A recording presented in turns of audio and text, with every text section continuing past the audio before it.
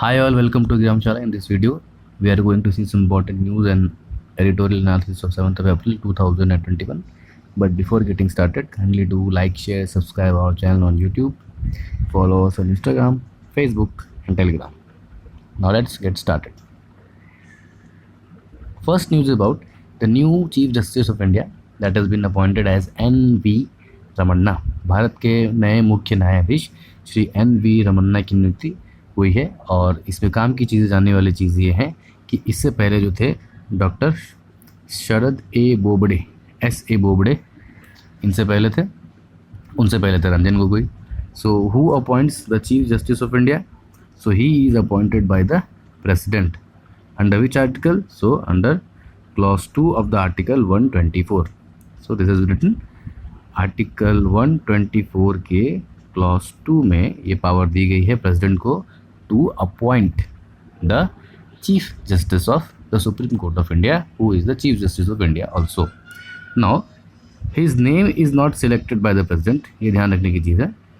Collegium होता है, supreme court के जजेस का कोलिजियम होता है, 4 सीनियर मोस्ट जज होते हैं और इसमें एक कन्वेंशन है कि एक्टिंग चीफ जस्टिस, जो अभी चीफ जस्टिस हैं, उनके बाद जो सीनियरिटी में सबसे बड़ा है उसी व्यक्ति का नाम, जो एक सुप्रीम कोर्ट के acting chief justice, law ministry को रिकमेंड करते हैं. फिर लॉ मिनिस्ट्री उसको कैबिनेट को रिकमेंड करता है, कैबिनेट ऑफ मिनिस्टर उसको फिर प्रेसिडेंट को रिकमेंड करती है and then president appoints the person as a chief justice of India. Okay, so it is included in the जजेस एक्ट. 4th जजेस केस हुआ था, उसमें ये जजमेंट दी गई है कि सिर्फ एक्टिंग चीफ जस्टिस ही उसके बाद आने वाले सीनियर मोस्ट व्यक्ति का नाम चीफ जस्टिस को रिकमेंड कर सकता है. और ये कन्वेंशन चला रहा था, बस 2 बार ही ब्रेक हुआ है, वो भी इंदिरा गांधी के समय में. Doctor A.K. रॉय को सीनियरिटी ना देखते हुए उनसे 4 सीनियर जज होते हुए उनको चीफ जस्टिस बना दिया गया था. उसका विरोध में आगे के 4 चीफ जस्टिस ने रिज़ाइन कर दिया था, लेकिन और उसके बाद एक बार और 95, 1977 में, 1975 2 बार केस हुए थे. बट उनके बाद से ये 1993 में जो 4th जजेस केस होता है, वहाँ सुप्रीम कोर्ट का एक क्लियर ऑर्डर है कि the senior most person will be selected by the Chief Justice of India and his name will be given to the Law Commission.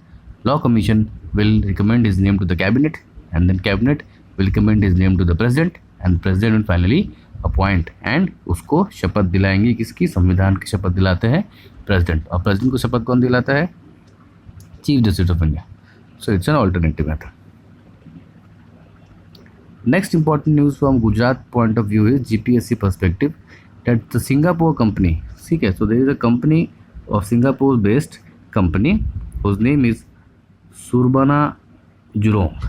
This company is going to build 15,000 affordable homes under the housing project which is sound by the Gujarat Housing Board GHB. GHB Gujarat housing board की एक scheme के अंदर जहां पर 15,000 affordable घर बनाने की scheme है, वो प्रोजेक्ट सिंगापुर की एक कंपनी को दिया गया है जिसका नाम है सुवर्णा जुरोंग. और ये कौन सी सिटीज़ में बनेंगे?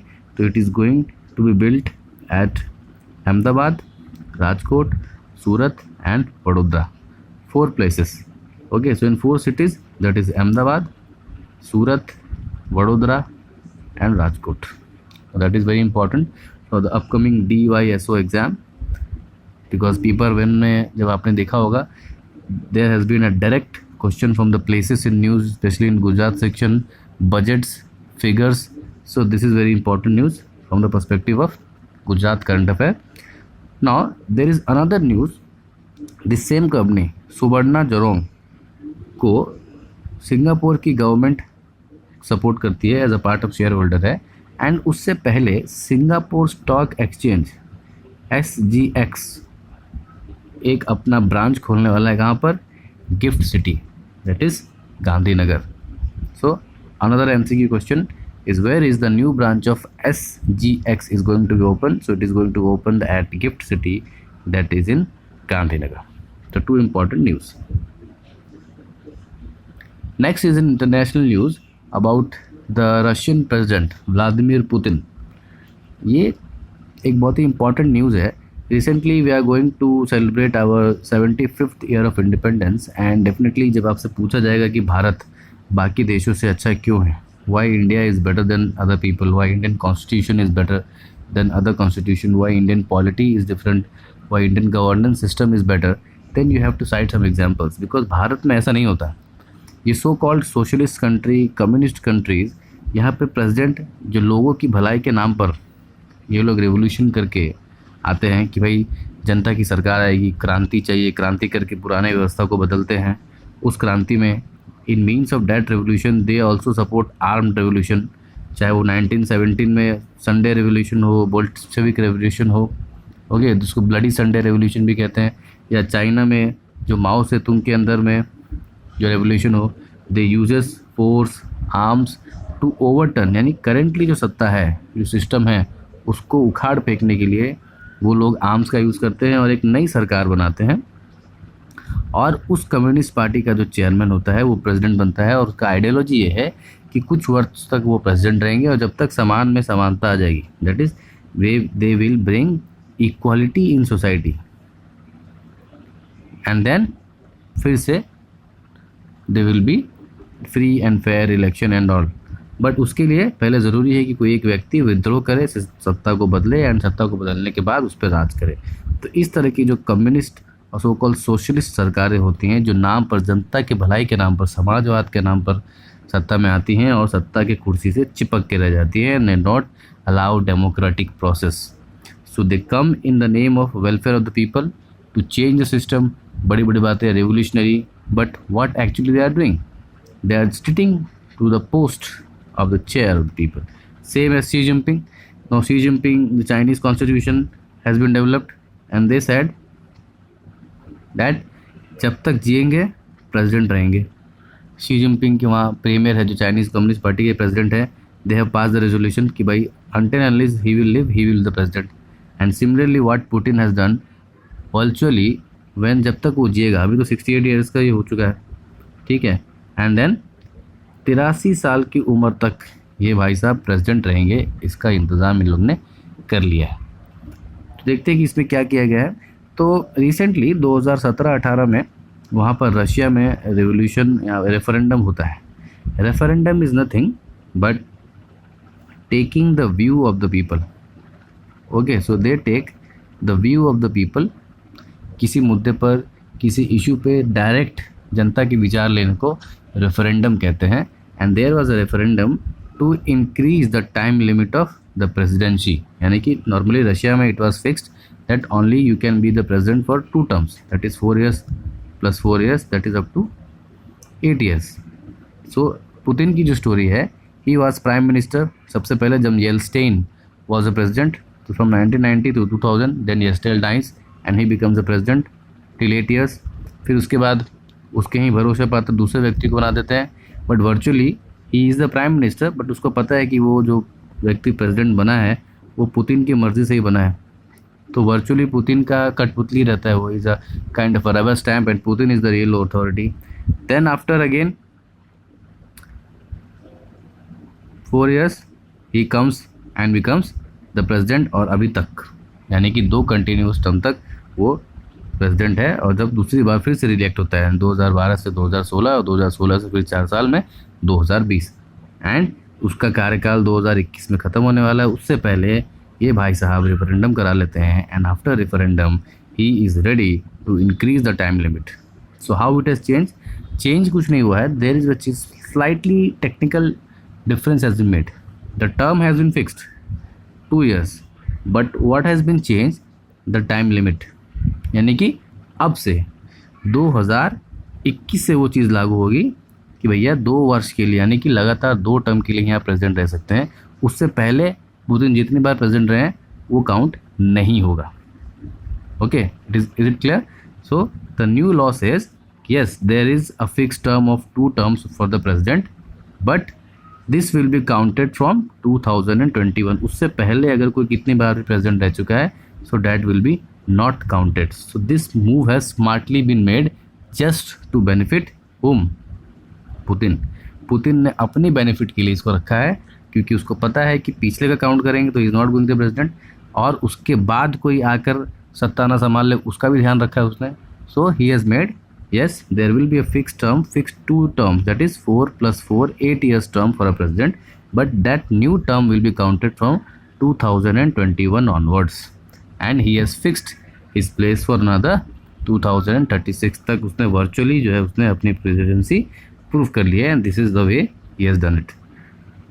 And there is another news coming from Russia. Why it has done it? Because there is a person you might have heard about, Alexei Navalny. ठीक है, Navalny is a opposer of Putin, Putin के against में खड़ा है. Putin की सरकार ने पहले उसको गैस देकर Novichok, so there was a gas reagent name is Novichok was given to Alexei Navalny, ठीक है, and he just recovered from death. He was taken to Germany. Then उसके खिलाफ केस फाइल करके उसको ज़बरदस्ती Germany से यहाँ बुलाया गया, और जैसे ही वो जर्मनी से रशिया में आते हैं उसको जेल में डाल दिया गया. Currently the Alexei Navalny is on hunger strike.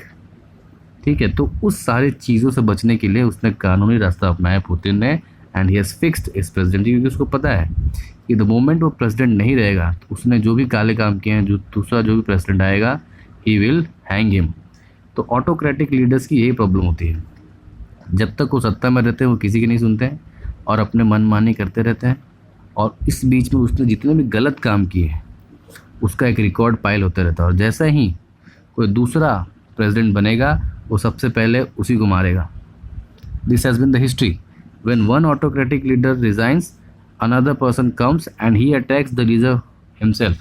So in order to save his life, he is not allowing other one to become the president of the USSR, or rather it was initially USSR, it is now Russia, because of the policies of Mikhail Gorbachev in 1990s.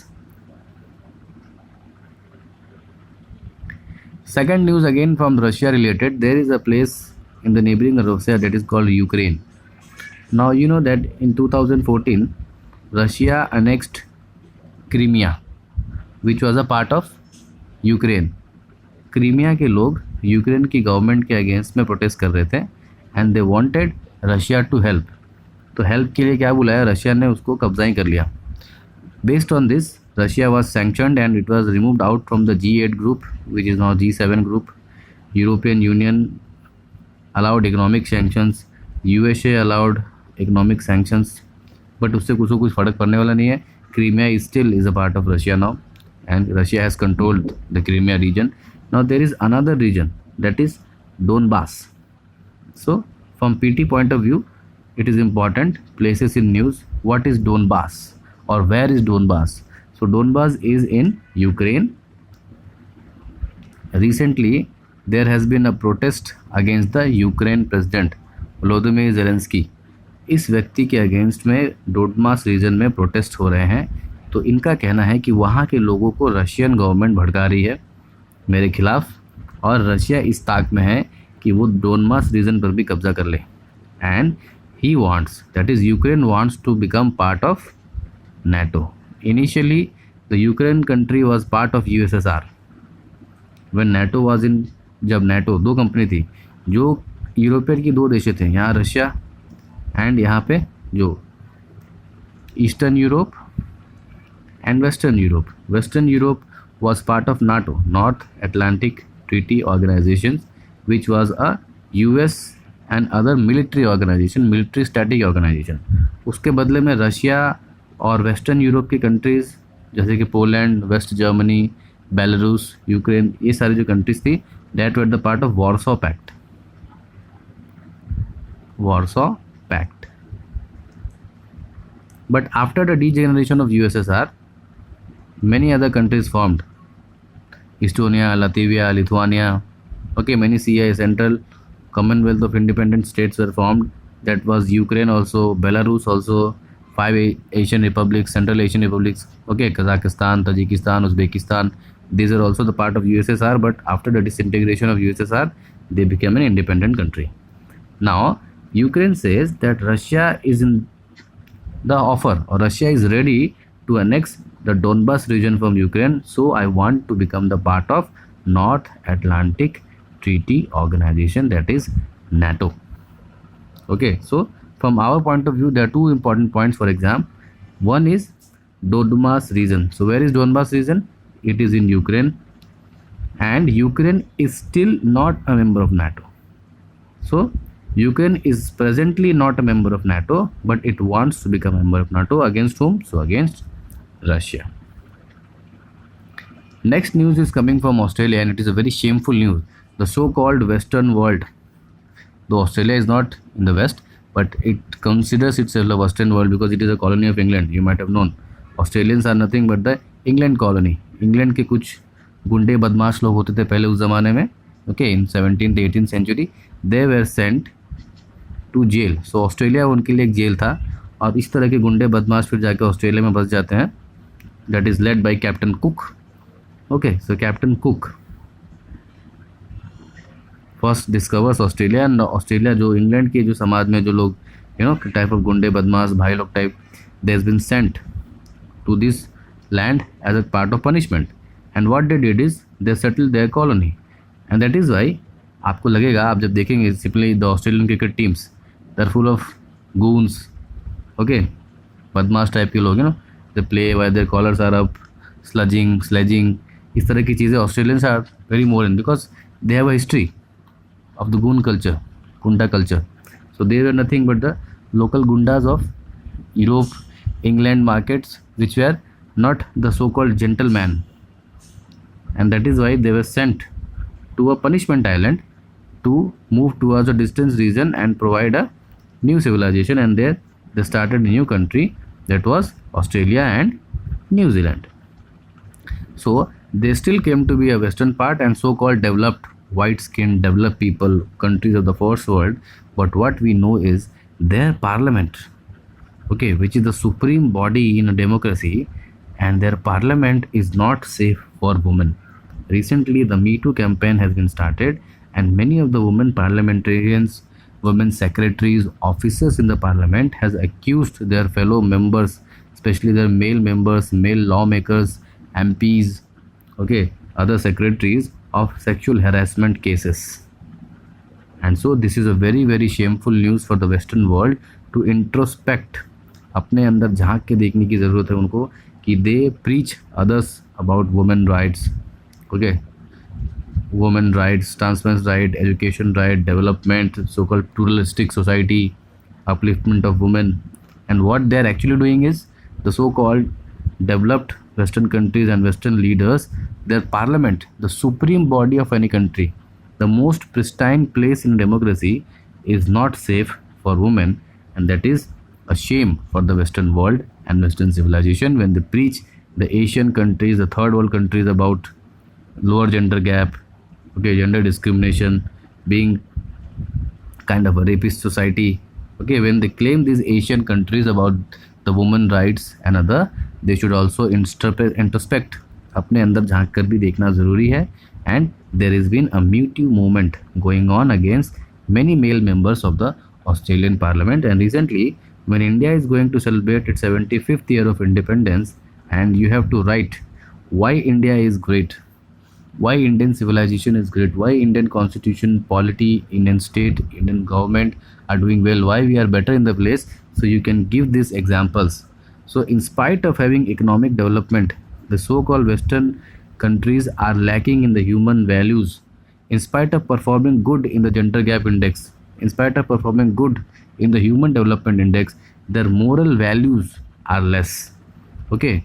So they preach something, वो प्रवचन कुछ और देते हैं, and they are actually someone else, and that is why we need to quote in them. Parliament, सोचो, parliament is the supreme body of that particular nation, and of the supreme body they are doing such crimes. The women are not safe in the supreme body, and this is very much a matter of shame from the western world.